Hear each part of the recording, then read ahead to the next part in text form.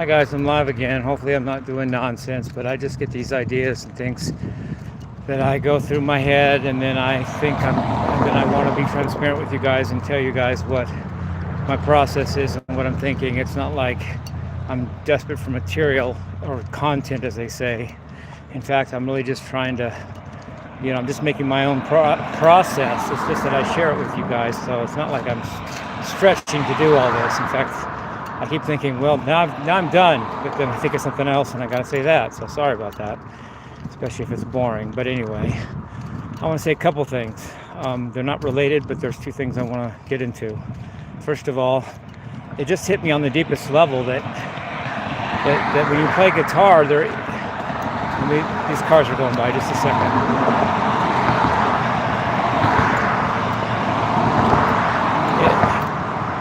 It hit me on the deepest level that when you play guitar, gosh, sorry about that.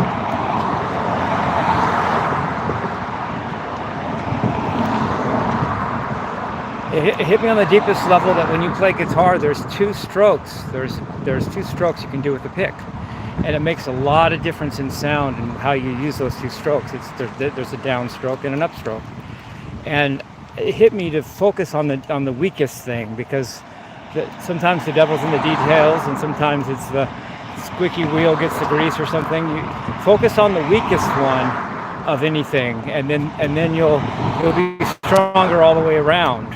Don't focus on the strong things; they're already strong. But focus on the weak things. So when you're playing, keep the upstroke in mind. It's inherently weaker than the downstroke, in my opinion, because on the downstroke you're using your thumb to push, and you're going with gravity because you're going downward. With the upstroke, you only have. With the upstroke, you're only using one of your fingers, not the thumb, and you're pulling up against gravity. So it's inherently a weaker stroke, in my view. So focus on that. Keep that in mind. Keep the upstroke in mind. And there's many ways you can use it. Well, there's times when you don't want to use any upstrokes at all. You want to do only downstrokes for a lick or for a certain attack, or for a certain feel or heaviness, because it matters. It sounds different to do down, down, down than down, up, down, or it sounds different than to do down, down, down than up, up, up. It even sounds different to do down, up, down versus up, down, up. The strokes have a different sound, and the way you use either one of them is important. It's only a happy coincidence in my book that there's such a thing as down, up, fast. But even saying that wouldn't exist if there weren't two strokes. If there were only downstrokes, you could never do alternate picking. So appreciate the existence of the upstroke and actually focus on it a lot, is my opinion. And then if you don't want to use it, just all downstrokes for a certain attack, then that's great. But at least you know what you're consciously deciding, that you're not just don't know what you're doing that, So there's that.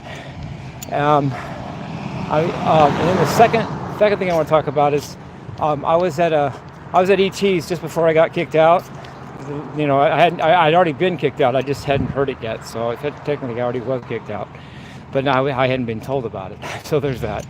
I was talking to some guys that really know their music. I was surprised that one of the guys even knew that Third Show from the Sun by Jimi Hendrix Experience doesn't even have words, and that's knowing your music, dude. But anyway, we got into some debates about everything, who's this, who's that, and probably the strongest winner of any contest that we had in those debates was who's the best drummer of all time, and I just right away said Neil Peart of Rush, and that got the highest degree of assuredness and resonance with the group I was talking to than just about any other category. Everybody gets Neil Peart of Rush is the best drummer that ever lived. I mean, that's at least a rock drummer, I should say. And I wanted to focus on a lyric that really resonated with me just now by him. It's in the Free Will by Rush, of course, on the 1980 album Permanent Waves. And the lyric, it's only just a piece of the lyric I want to go into, but Neil read a lot. He said once in an interview or something that there's so many books to read in so little time. There's no time to read all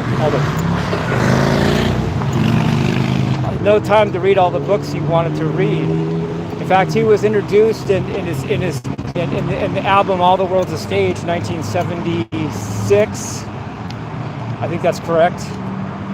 Where he says, in fact, I'm sure it is now, where Getty introduces him as the professor, ladies and gentlemen, the professor on the drum kit, And here comes the greatest drum solo of all time, basically, at least in my opinion, but whatever. But the line in the lyrics in Free Will that I want to talk about are very cool. At least he goes, "You can choose a ready guide." Let me see the whole thing. Well, let me just do it piece by piece. That something tells me. You can choose a ready guide. So, ready means it's waiting for you. It's there before you even started. I mean, the guide is ready for you any minute. It's ready for any of us. Doesn't make it good though, LOL, right? In some celestial voice.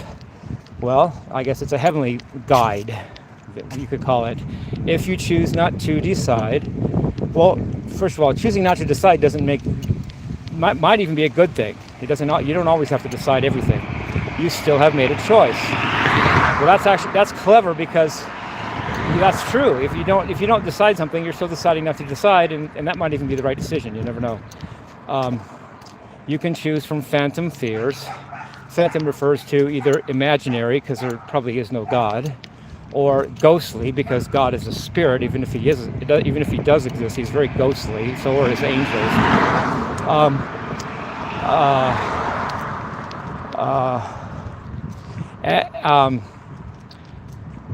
But you could, like I said, you can choose from phantom fears.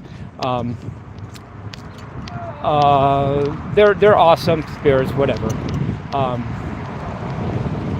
And kindness that can kill. Well, that's interesting, because it sounds like an oxymoron, but actually kindness is actually a good way to kill, because first of all, it hides the deadliness of the killer, and it justifies the killing by making it seem like kindness. What worse atrocity was there than the Inquisition in the name of Jesus in the Dark Ages by the Catholic Church? Kindness that can kill, right? Then I will choose a path that's clear. So he's choosing to decide, and the path he chooses is clear. It's not hard to find. I will choose free will. He'll choose to do what he feels is right and what he wants. And I think that's a beautiful set of lyrics. Let me say them all once again. You can choose a ready guide in some celestial voice. If you choose not to decide, you still have made a choice. You can choose from phantom fears and kindness that can kill. I will choose a path that's clear. I will choose free will. Beautifully written. I almost wish I'd have written it. So I love you guys. Peace, rock and roll.